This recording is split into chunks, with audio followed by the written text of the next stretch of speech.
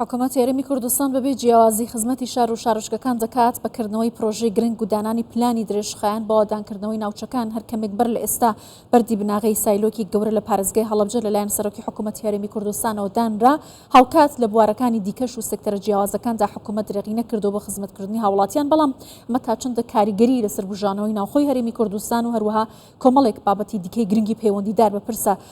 کانی دەرەوەی هەرێمی کوردستان و ڕاکێشانی و بەرهێنان بۆ هەرێمی کوردستان دەبێت لەگەڵ میوانەکەم لەسەر بابەتە قسە دەکەم بەڕێز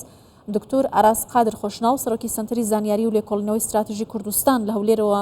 لەگەڵم دەبێت. دکتۆر ئاراس ئەم کاتت باش سپاس کە لەگەڵ کوردستان 24 پلان و پرۆژەکانی کابینە نوێمی حکوومەت یاریمی کوردستان بۆ خزمەتکردنی شار و شارۆچکەکان بەبێ جیاوازی جگەلەوەی کە لە ناوخۆی کوردستان بۆ بوژانەوەی کردە جیاوازەکان گرنگە تا چەندە بۆ ڕاکێشانی سەرنجی و بەرهێنەران و بوژانەوەی کردەکانی دیکە لە هەرێمی کوردستان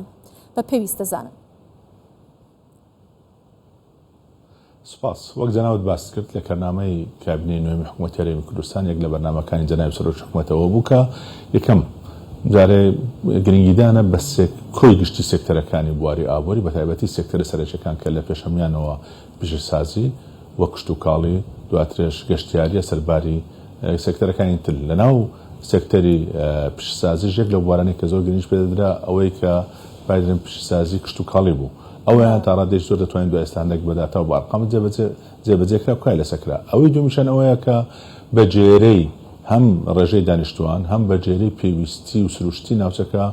پرۆژەکان هەموو هەرێمی کوردستان بگرێتەوە بۆ ئەوەی بتوانین هەموو ناوچەیەکانی هەرێمی کوردستاندا خزمەتیان بکرێتن و هەرێکەشان سوود لەو تایبەتمەندی ئەو ناوچێ وەربژێتن لە چ بوارێک بتوانین زیاتر کارتدا بکرێتن. بۆ سەیر دەکەن دەرەنجام تەنها لە کابینەی نوێیان بۆی بەرچاوڕوونی هەبێتن ئەوەی من لای منە ئامارێکی بەسەری بەس وەک چەند ڕقەمێک ئەوەیە کە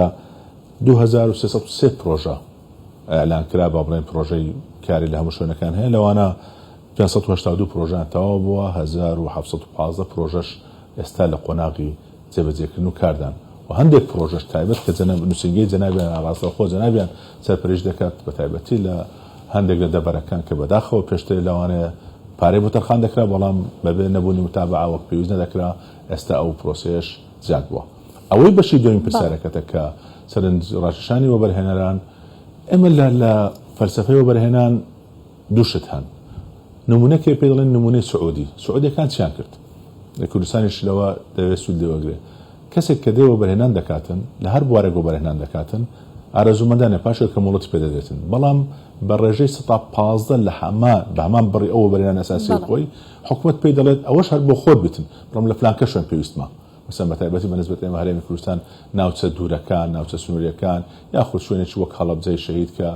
تایبەتمەندێکی خاصی خۆی هەیە و گرنگی پێدان وەک لە بەرنامەکان و کردارەکانی جەنابی سەرۆکی حکوومەت دیارە تایبەتمەندی دەدرێتێ ئەوە لەلایەکی تر بە جێرەی شتێکی پێی دەگوترێتن نەخشەی استراتیژی وەبەرهێنان کە ئێستا دەستەی وەبەرهێنان کاری لەسەر کردووە و خەریکە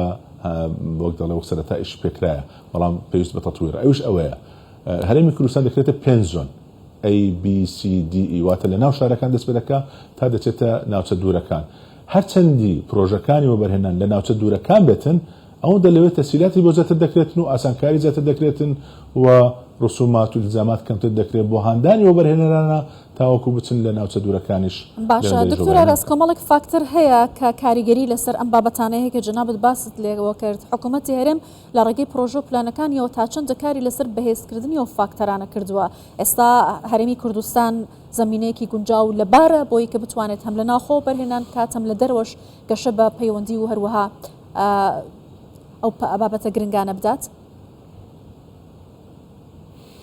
خۆی فاکتەرەکانی سەرنج ڕاکێشانی وەبەرهێنەران 6 فاکتەری سەرچین لە دنیا دۆ فاکتەری دەرەوە یەکەمیان ئەوەی فاکتەری سیاسیە لەناو فاکتەری سیاسیش جگە لە سیستەمی سیاسی گشتی وڵات و استقراری ئەمنیە کە تێدا هەرێمی کوردستان لەوەدا تا ڕادێکی ئێزگار زۆر مقارنەتەن بە ناوچەکەدا زۆر باشە. بابەتی دوم ئەوەش فاکتەری ئابووریە واتە ئایا لە ڕووی ئابووری چەند سەرنج ڕاکێشە وەبەرهێنەران کە لە هەرێمی کوردستان و بە تایبەتی لەو ناوچانێک کە وەک باسمان کرد ناوچە دوورەکانیش تێداوا بکەن ئەلەوەدا دەتوانم بڵێم مام ناوەندە بەداخەوانی لاوانە ئەو سەرنج ڕاکێش زۆر نەوین بەڵام ئەوەی سێمیان بابەتە کارجێڕیەکانەواتە ئەسلوبی ئیدارە و ڕێنمایەکانی ئیدارە و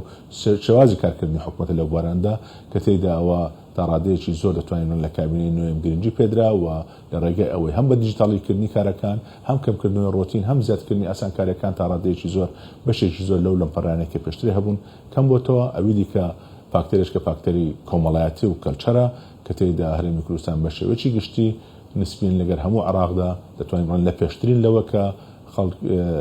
جینگەی هەرێمی کوردستان جینگەی سەرنجڕاکێشە بۆ بابەتی ینی خەڵکەکەی و کەلچەرەکەی لەگەڵ بۆ بەرهێنان یەک دەگرێتەوە ئەوی دیکە بابەتی ئایتیە بابەتی ICT Information Communication Technology بۆی کە وەک باسم کرد ئێستاگە کە ژێرخانێکی بەهێزی ئایتی لە هەرێمی کوردستان دەست پێکرا حکوومەتی هەرێمی کوردستان کاری بە دیجیتاڵیکردنی زۆر بە زۆری کارەکان کار لەسەر کردیە فاکتەرێکی باشە فاکتەری شەشەم کە ئێستا زیاد بوون لە دنیادا فاکتەری ژینگەیە ئەوش ئەوەیە کە تا چەند ئیحتیمام بە ژینگە دەدەن لە کاتی پرۆسەکاندا ئەوەش یەک لە ئەولویاتی حکوومەتی هەرێمی کوردستانە بەگشتی دەتوانین بڵین کارنامە و کاری بەرنامەکانی حکوومەتی هەرێمی کوردستان لەگەر ستاندارد و پێوەرە نێودەوڵەتەکاندا یەک دەگرێتەوە هەوڵ دەدرێت ئێمە ناڵێن لە هەمووی پێرفێکتین زۆر باشین بەڵام هەوڵێکی زۆر باشدرایە و هەنگاوی زۆر باش لەو بوارانە زۆر باشە دکتۆر ئاراس دابینکردنی و پاراستنی ئاسایشی خۆراک پشتبەستن بە سەرچاوەکانی جەهاتی ناوخۆ بوونی کوردستان بە سەبەتەیەکی خۆراک بە وڵاتانی دەوروبەر و ناوچەکە لە کۆی سەررجم ئەم خزمەتگوزاریانەی کە ئێستا بینیوتانە تا چەندە کاریگەر بۆ بۆم بابەتە چەند هەنگاوی دیکەمان ماوە بۆی کە بگەین بەو سەربەخۆیە ئابوووریە بەو ئاسایشی خۆراک و ئاسایش و سەقامگیری هەرێمی کوردستان پێویستێتی ئەوەی جەنابەت باسی کە باسی ئاسایشی خۆراک دەکەینەوە دواترێت چۆن هەرێمی کوردستان کە ئێستا لە ئێستادا توانین بڵێن لە ڕووی سەبەتەی خۆراک تا ڕادەیەکی زۆر سەبەتەی خۆراکە هەم بۆ ئێرە و هەم بۆ بەشێکی بۆ عراقش بەڵام لە ڕووی پشتسازیەوە لەوانەیە لە پێشتر بینەوەدا بەشێکی زۆری پشتسازی و پەلەوەری و ئەوانی تر هەیە لە هەرێمی کوردستان بۆ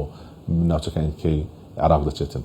بۆیە سیرکەن لە بەرنامەکارنامەی حکوومەتی هەرێمی کوردستان کە لەسەرتا ئاماژەم پێکرد گرنگیدان بە کەرتی کشتتوکاڵی هەرێمی کوردستان هەرێمێکی کشتتوکاڵیە تێیدا ڕوبەری کشتتوکاڵی زۆرە و خەڵکێکی زۆر بە کشتتوکاڵ خەریکە بۆیە کشتتوکاڵ چەند کێشەی هەبوو یەک لەوانە کە تو کشتتوکاڵ دەکەن خەڵک فێری ئەوە بکەیت کە چۆن کشتتوکاڵەکە لە بە شێوازی زانستی دەکرێت بە شێوازێکی باش بێ تا بەرهەمەکەت لە ڕووی کوالیتی و لە ڕووی کوانتیتیشەوە با بڵێن لە ڕووی کەمیشەوە لە ڕووی ئابووری دەربێنێتن ئەوەیە یەک لە کارەکانی حکوومەتی هەرێمی کوردستان بۆ کار لەسەر کردیە دومیان کە بەرهەمەتە بوو چۆن بەرهەمەکە ساغ بکرێتەوە چ لە بازاڕی ناوەخۆ چ لە بازاڕی دەرەوە ئەوەش یەک لە کارەکانی جەنابی سەرۆکی حکوومەت بوو کە زۆر گرنگی بە ساغکردنەوەی بەرهەمەکاندا تو کە لە ڕووی دڵنیایی هەبوو کە بەرهەمەکە ساغ دەبێتەوە لە دەرەوە گوتم بە هەناردەکردن لە ناوەش چمان پێویستە پیشەسازی خۆراکی ئەوەی کە یەک لەوانە کە باس سایلۆکان دەکەین کە ئەوڕۆکە لە هەڵەبجە و سایلۆیەکراوە پێش ئەوەش جگە لە سایلۆکانی هەولێر و سلێمانی و زاخۆ و خەریکە هەموو نەک تەنها پارێزگاکان و ئیدارە سەربەخۆکان خەریکە دێتە ئاستی شارەکانی کەش یاخود ئەوەی ئێمە پێی دەڵێن لە قەزایەکانیشدا دەکرێتەوە ئەو سایلۆنە کە زۆر گرنگی احتیرام پێدرایە دومیشان ئەوەیە کە بابەتەکانی تری ئەوانەی کە پیشسازین چ لە قوتینانە چ لە بابەتی ئەوکەوەی لە هەریر هەیە ئێستاکە و ئەوانەی لە زاخۆ هەیە لە دۆکێ لە سلێمانی هەیە خەریکە ئەوانەش دەبێتەوە کارێک بۆ ئەوەی کە تو بەرهەمی جوتیارانی خۆمان کە لە ڕووی کشتتوکاڵە بەرهەم دێنی ئەوەی بۆ دەرەوە دەچێتن ئەوی دیکەش ناوە خۆمان جگە لە فرۆشتنی مەوسمی کە لە کاتدا دەتوانێت لە ڕێگەی پیشسازیش و ئیسفادە لێ بکرێتن یەک بۆ هەرێمی کوردستان دووش دوور نییە لە ئایندەیەکی نزیکدا ئێمە بەتایبەت هەندێک پرۆژەی گەورەی لە بواری شیرەمەنی هەیە لە هەرێمی کوردستان کوالیتەکەی زۆر بەرزە ئەگەری زۆری هەیە بتوانین بۆ دەرەوە هەرێمی کوردستانی شاناردە بکەین بەڵێ بەڕێز دکتۆر ئاراس قادر خۆشناو سەرۆکی سنتەری زانیاری و لێکۆڵینەوەی استراتژی کوردستان سپاس لە هەولێرەوە لەگەڵ کوردستان 24 بووین